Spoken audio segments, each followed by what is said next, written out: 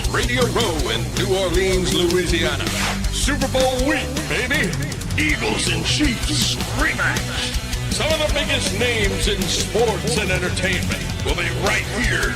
Put your seatbelts on and get ready for the ride. It's the Jake Asman Show. Another day of Radio Row coverage continues here on the Jake Asman Show. Smash that like button. Make sure you subscribe to the channel. We're going to have content on the channel all day today and, of course, tomorrow as we continue live from Radio Row all week long. And joining us right now is a good friend of the show. You watch him on SNY. You listen to him on New York, New York with the Ringer Podcast Network. It's our guy, Jastremski. JJ, welcome aboard. What an introduction. Always a pleasure to see you. I think the last time I saw you was at the bodega for one of the Yankee playoff games. Is that accurate? That was before the infamous now. Game 5 of the World Series. Oh, my goodness. Remember we saw Soto's family and we yelled at them and they were all excited. And Soto coming back. Yankees getting it back to Los Angeles. Yeah. Well, Game 5 happens. Soto's a Met, and away we go. Unreal. We have a lot to talk about. I want to do basically a rapid fire on New York sports, but we are mostly, of course, a Jet show. Now, you're not a Jet fan, but what I appreciate you, John, is that you're very fair. You call it how it is when it comes to the Jets. I try to. I mean, listen, the people that don't are not doing this properly. You know what I'm saying, Jake? Like, you have your passion for the Jets. I obviously have my passions for the team that I root for, but the audience, they expect, hey, call it like you see it. No frills, no BS. So I appreciate that. Well, and what I like about your show, too, you have our guy Beningo on every week. Oh, of course. And so my buddy. I get Joe on Mondays on this channel every week after the game. You get him typically on Fridays before the game. So I kind of get the best of both worlds. I hear Joe's thoughts going into the game and then the reaction after the fallout of whatever happened after a couple days. And then I get him raw right after a Jet debacle, typically Monday morning. Which we love. And I finally beat him this year with the picks. I didn't even have a great year, but you know what? Doesn't matter. You don't apologize. We take that and run with it. It's nice knowing that I can bomb the Super Bowl pick, and yet I'm still going to beat him this year. You're good. It feels good. Now, with this Jets team, yeah, are you in the camp of they should bring back Aaron Rodgers at quarterback, or what would be your move if you were running the Jets? Oh, no brainer for me. I'm bringing him back. And I think a lot of it is due to the fact that, hey, there's not a quarterback they can go and draft. If they were in last year's quarterback crop and there's like 5 or 6 guys, and you kind of see where the franchise is at, I think my feeling on this would be drastically different. They're kind of in this no man's land. They're not picking high enough in the draft that they can go and get Cam Ward or Shedeur Sanders. And yet, what veteran are you bringing in? The best veteran free agent quarterback is a guy who played for the Jets and Sam Darnold. They are not doing that again. So I would run it back one more year with Rodgers. Now, I do realize that is going to make Aaron Glenn's life as a first-year head coach complicated in some regard, but I'd rather win. And if you're a first-year head coach, what's the best opportunity to win next year? To me, despite his age, despite the fact that he's not the guy he once was, I still think it's with Rodgers. Still threw 28 touchdowns, almost 4,000 yards, and, you know, he was playing hurt and coming off the Achilles, and the coaching stunk. And I think we put way too much blame on him, and we look past the other areas of the team that let them down more than he did. Coaching, defense, finding ways to lose games. Now, if I'm going to roast Rodgers for something, I got to be fair on this. A couple of those games in the fourth quarter, he could have won them. 100%. You think about the Denver game. I know the weather was bad. Blew the game. The Viking Indy game in London, I was there. The Viking game, he threw the pick. The Bills game, I'll give him a pass because Williams, we know what happened on that deep throw. That was more on Williams than Rodgers. But that was where I thought Rodgers would be able to work the magic that he had throughout most of his career. You didn't see that with the Jets, but you're so right. The whole operation that we thought was ready to go with the quarterback just basically being, hey, superimposed, team was competitive with Zach Wilson as bad as he was. It didn't go that way. Coaching, defense, everything that comes with No it. running game. And my thing is, maybe you get a real offensive play caller and a real run game coordinator, and you're not asking Aaron Rodgers to throw 35 times a game. Brees Hall had 0 games this year, JJ, with 20 carries or more. Can't have it. I mean, you drafted 2 running backs on top of already having Brees, and they didn't know how to run the ball to save their life. It was insane. And you look at teams that had success, Detroit, Philadelphia, the Buffalo Bills, the Baltimore Ravens. You need the running game. Look at why Miami went from being an 11-win team to one of the most explosive offenses in the NFL to a team that was towards the bottom. Not just the 2 injury, which obviously played a role. Miami didn't run the ball the way they did in years past. And when you can't run the ball, you're not going to have that sort of success, balance, everything that comes with it. 100%. We're talking with John Jastremski, his podcast, New York, New York, where you can get, wherever you get your podcasts, you can find JJ talking all things New York sports. Now, when it comes to Aaron Glenn, you and I talked about this a little bit earlier today. I wanted your old coach. I wanted Brian Flores. I wanted someone with experience. That said, I'm open to Aaron Glenn. I love the fact that he played for the Jets, and I was really impressed with how he handled the media in that press conference. He sounded authentic, and he really set that tone that he's not going to be pushed around. He's not going to try and be everyone's friend like I felt like Robert Saleh was guilty of too many times. No doubt about it. And listen, the narrative and the storyline with Glenn is amazing. He's a Jet. He played for the team. He had success with the team. He was a part of turnarounds. He was there with Kotite, but he was also there with Bill Parcells when they go from 1-15 to 9-7. Then he's referenced in the 98 AFC title game that he's not over against the Denver Broncos. Like, if you're a Jet fan, that's exactly the sort of red meat, the sort of green meat, really, Jake, that you're looking for as a fan. We'll see if he can coach. Listen, everything about the resume says he's paid his dues. He's put the time in. He has a chance to be successful. Then again, time will tell. We have said that with a whole lot of Jet candidates where it's not gone that way. So, Saleh a few years ago, you couldn't find a person on planet Earth who didn't like the hire. Everybody's like, oh, this guy, he fits the mold, all gas, no break, coming from the Niners, understands what it takes, leader, and we know what happened with Robert Saleh. So until the Jets have sustained success with a head coach, it's very easy to feel, been there, done that, let me see it. That's how many of us feel. You want it to work for Aaron Glenn because of what you said. It is the perfect, story. Now, I'd be remiss if I didn't ask you about your team.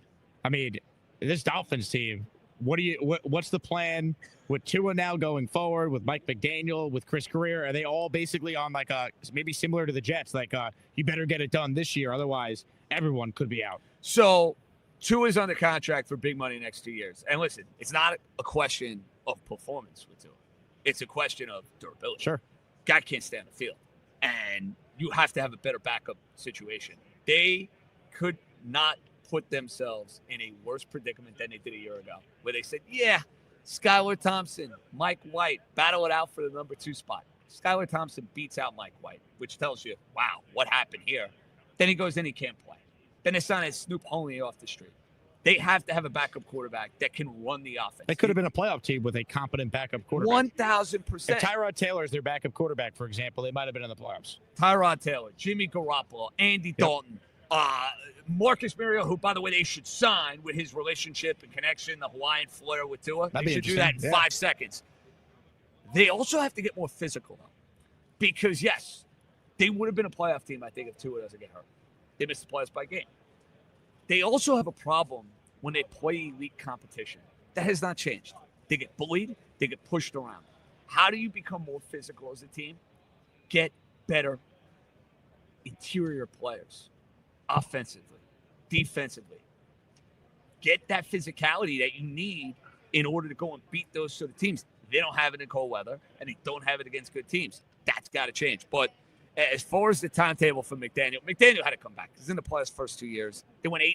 It's not like they went 4-13, and he lost his quarterback for a bunch of games. Greer builds a roster, and I have my issues with Greer. He's been around probably a little too long as far as I'm concerned. He's going to do what McDaniel wants. He's a subservient GM. He is not one of these GMs that's pushing an agenda. It's similar to what we have with Glenn now, basically calling the shots for Muji. Which is fine if you pick the right players and if you have the right system in place. They got to win next year.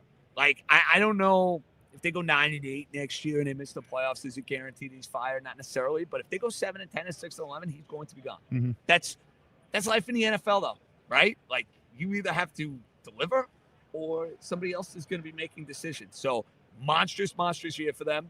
I know a lot of rumor and speculation regarding Tyreek Hill. You just did a workout class, right? He'll be back on the Dolphins next year. Well, think about it. How'd that happen, by the way? I'm on Instagram one day, and I'm like, wait a second. It's a great class. Tyreek Hill and JJ are doing a workout class? Phenomenal. Absolutely phenomenal. But think about his cap hit, number one. Frustration. Like, I had Mostert on today, and he was kind of talking about it. It's like, yeah, he's texting with all the Dolphins. He's working out at the facility. It was one of those, like, hey, I'm out of the playoffs for the first. I'm not condoning the behavior. It was completely unacceptable. I don't even care that he finished. Like, at the end of the game, his wrist was hurt. They were done. Denver was winning by a zillion points. I didn't care that he was out of that game. That was meaningless at the end against the Jets.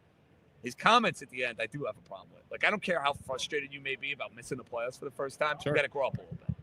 You gotta take a step back and be like, yeah, I can't be doing that as a leader on this team.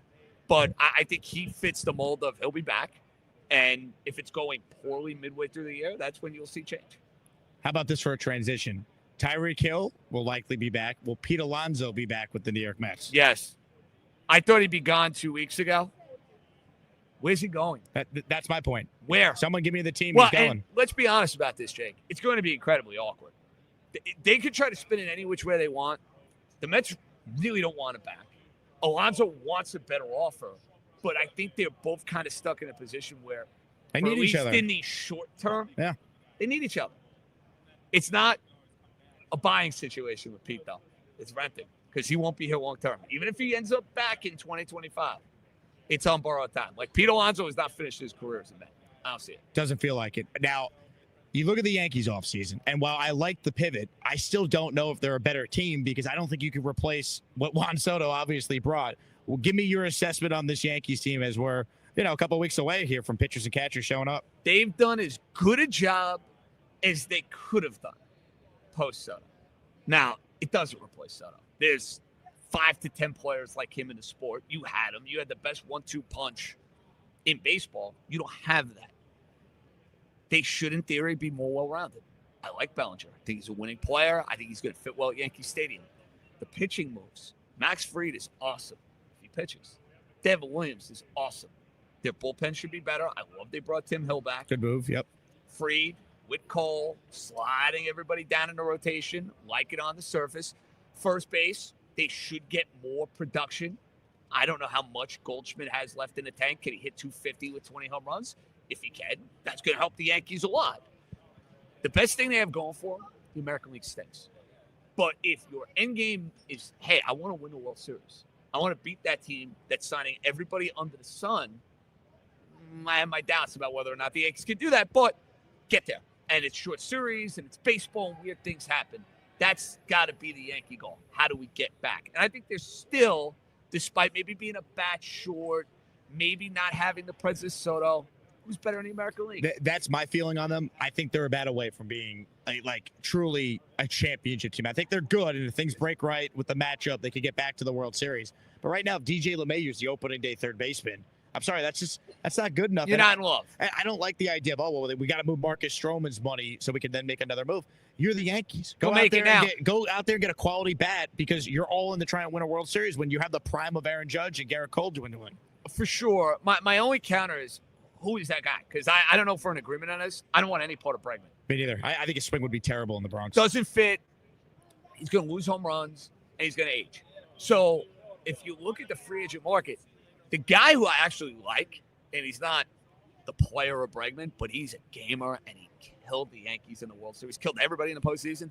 I go get Hernandez, man. You get Hernandez. I like that move. Now, that means he's playing more second, and that means he could play third, too. So you figure out what you're going to do with Jazz. But that guy, I don't care what his numbers are in the regular season. You watched him with the Dodgers. You watched him in Boston. He can run. He's versatile. And he shows up when it matters the most. That's the sort of – it's under the radar. But those are the sort of moves that can win you a championship. Speaking of championships, I've seen you at some Knicks playoff games when I first moved back. Oh, hell yeah. I can't wait to get back. We'll be back again. Is this Knicks team capable of winning an NBA title? Capable? Yes. Will they? No. I have to see how they match up with the Celtics. That game on Saturday, by the way, which I'm going to be into before we make it out and about on Bourbon Street on Saturday night. They're not going to have Anunoby in that game. That was a perfect storm. First game of the year, you had a bunch of new pieces. Bridges first game, Towns first game, Celtics ring night, feeding off that energy. Yeah. They didn't have a pro. They didn't have a pro in that game. But I am not there that they can go and beat the Celtics yet. I have to see it. Listen, I have to see it. I think Cleveland is incredibly overrated. I don't care what they've done in the regular season. I saw what the Knicks did to them in the playoffs 2 years ago, and I'm mindful of that. You know what's scary, though? The fact that they're having this great regular season, that means the Knicks are either probably the 2 or the 3. Well, that's the problem. Deal with Boston in the second round before you get Cleveland, because they're going to be the 1 seed. Right. unless the Knicks fall back to like a 4, that Boston Knicks series would be a second-round series. Yep. And that's where, to me, you could have an unfair narrative develop. I'm a Tibbs guy. I think he's built a culture here. I think he's a big part of it. But I do think there's a sentiment of people, the minutes police, number 1. Oh. And number 2. They're out there, the minutes police. Well, I know they're out there. They're going to be coming for me. It's also, hey, third straight year you lose in the second round. Is this the right coach to push you over the top? And it's like, well, hold on a second. Whether you lose in the second round of the conference finals is irrelevant to me if the Celtics are the team. 100%. How does that matter? And also, it conveniently leaves out that if OG Anunoby didn't get hurt and every other player on the Knicks last year, they easily get by Indiana. They would have beat Indiana 100%. Easily. 100%. I mean, Indiana won the same amount of conference finals games as the Knicks did last year. If you think about it. My gut, though, Jake, would they beat the Celtics in a 7-game series? I'm going to say right now, no. I wouldn't pick them either. That said, you just got to give yourself a chance because it could break right, like the year it did for Toronto when they 100%. got some breaks along That's the what way. Geltzauer made the point. The idea of contenders having to go for it is exactly that. Yep. You don't know. Hey, the road paves a certain way. Maybe it's their year. I sure hope so. Last question. You're a gambling man. Yes. Give us some picks for the big game on Sunday. I've picked against the Chiefs each of the last 2 years. I am not doing it again. Over it. I'm absolutely taking Kansas City to win. If the game is close, they'll find a way. Get involved with the tight ends. Goddard over 50. Kelsey over 60. Parlay those together. I like Butker kicking props because the Fangio defense lets you move it between the 20s. You end up settling for a lot of field goals. So I like kicking props for Butker. And I'll give you a long shot touchdown. DeAndre Hopkins. Ooh, I like that Playing one. in his first Super Bowl. He hasn't done much. Friend of my old radio show, DeAndre Hopkins. That's right. Back from Houston days. He's like at plus 580 to score. That's a roll of the dice. I'll take that roll of the I dice. like I it. lost more at the casino on Tuesday night. So I'll take that, I love Jake. that. Heads or tails for the coin toss? Tails always. I know it hasn't been successful, but I always write tails. Color of the Gatorade Porter, the winning coach. You know, somebody asked me that. Because I'm picking Kansas City, I'm going to go red, but I don't have much basis for that, to be honest with you. I'm going red. You're the man. He's John Jastremski, SNY, The Ringer, the New York podcast. Always a pleasure to see you. Love having you on, man. Thank Pleasure's you. all mine. We'll get you on New York next month. I look forward to it, Jake. He's JJ. I'm Jake. Back with more coverage over the next couple days. We're live at Radio Row right here in New York.